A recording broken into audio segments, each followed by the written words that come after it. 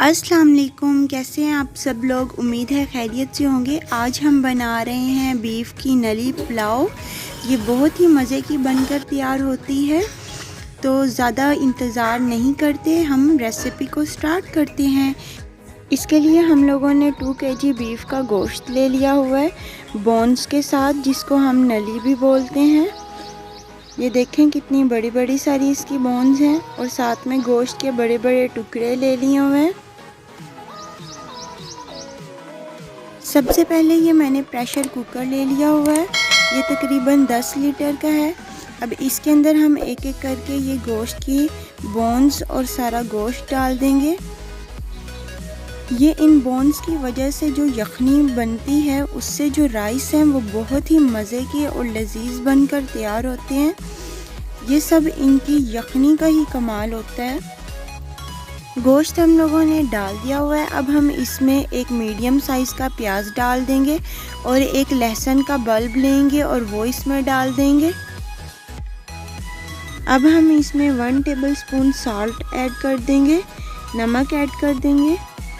1 teaspoon इसमें coriander powder add कर देंगे। 1 टेबलस्पून हम इसमें ज़ीरा ऐड कर देंगे, क्यूमिन।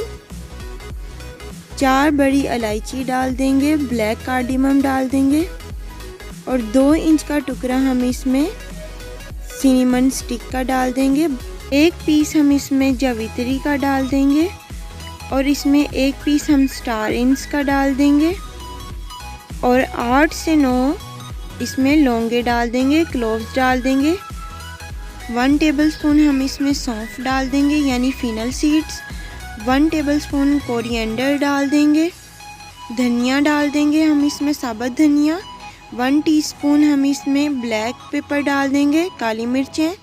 और 4 से 5 हम इसमें सब्ज़ इलायची डाल देंगे। ये सब चीज़ें ऐड करने के बाद अब इसमें मैं तकरीबन 2.5 जग के करीब पानी डाल दूँगी।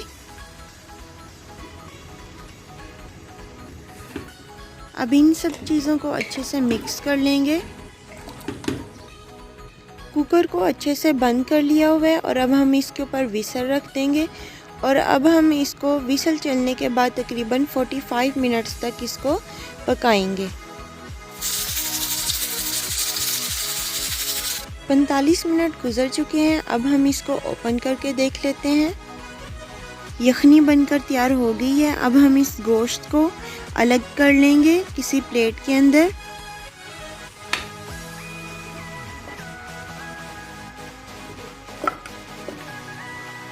गोश्त को मैं एक अलग प्लेट में निकाल लूँगी और अब मैं एक पैन लूँगी और उसमें मैं 1/4 कप ऑयल डाल दूँगी, क्योंकि यखनी में भी ऑयल है।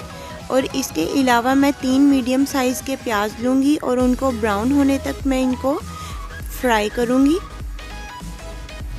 प्याज तकरीबन ब्राउन हो गए हैं। अब इसमें हम आधा कप पानी डाल देंगे।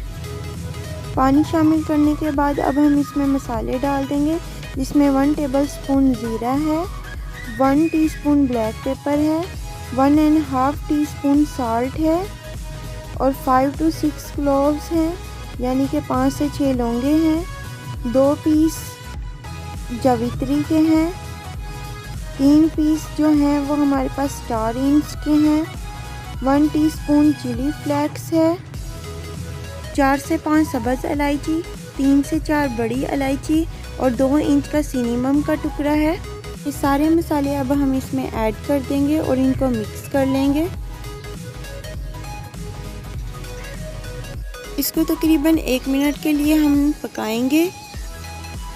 अब हम 1 कप दही ले लेंगे और इसको इस मसाले में डाल लेंगे और इसको पकाएंगे। दही के अलावा अब मैं इसमें ऐड कर दूंगी 1 टीस्पून रेड चिली, सुरख मिर्च ऐड कर दूंगी। और अब हम इस मसाले को इतना भूनेंगे कि इसका जो तेल है या ऑयल है वो सब ऊपर आ जाए। मसाला भूनकर तैयार हो गया हुआ है। जितना भी ऑयल था वो बबल्स बनकर ऊपर आ गया है। अब हम इसके अंदर तमाम गोश्त और बोन्स डाल देंगे और इसको अच्छे से मिक्स कर लेंगे। 2.5 गिलास मैंने चावल लिए हैं और उनके हिसाब से मैं तकरीबन 3.5 गिलास इसके अंदर यखनी डाल दूंगी। जो यखनी हम लोगों ने बनाई थी बोन्स और गोश्त की, वो मैं इसमें ऐड कर रही हूँ। हम इसको बॉयल होने तक पकाएंगे। जब तक ये यखनी बॉयल होती है तब तक हम इसको पका लेंगे। यखनी में बॉयल आ गया है, अब मैं इसमें राइस ऐड कर दूंगी।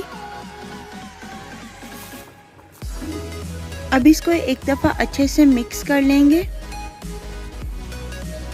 4 अदद मैंने सब्ज़ मिर्चें ले ली हैं और 3 अदद मैंने टमाटर ले लिए हैं और उनको मैंने स्लाइसिस में काट लिया हुआ है। अब मैं इनको इसमें डाल दूंगी।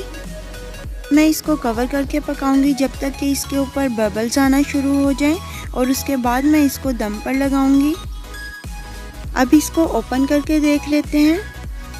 ये देखें, इसमें बबल्स आना स्टार्ट हो गए हुए हैं और पानी तकरीबन खुश्क हो गया हुआ है। तो अब मैं इसके ऊपर रुमाल लूँगी और उसको गीला करके उसके ढक्कन के ऊपर लगाकर इसको बंद कर दूँगी अच्छे से।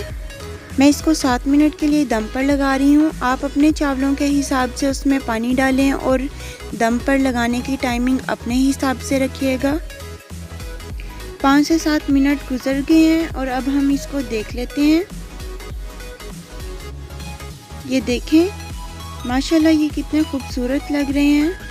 गोश्त भी अच्छे से पक चुका है और टमाटर और मिर्चें भी बहुत अच्छे से पक गई हैं और चावलों का एक एक दाना अलग अलग है। अब हम इसको डिश आउट कर लेते हैं। अब हम इसके ऊपर फ्राइड अनियंस की गार्निशिंग कर लेंगे। नली पुलाव बनकर तैयार हो गई है। आप इसको अपने घर में ज़रूर ट्राई कीजिएगा। ये बहुत ही मज़े की बनकर तैयार होती है। अब हम इसका देख लेते हैं कि ये गोश्त भी कितना अच्छे से गल चुका है। ये देखें, ये किस तरीके से रेशा रेशा हो रहा है। गोश्त बहुत अच्छे से गल चुका है। अगर आपको ये रेसिपी पसंद आई है तो मेरे चैनल मंच क्रंच को सब्सक्राइब करें, लाइक करें और शेयर करें। Thank you.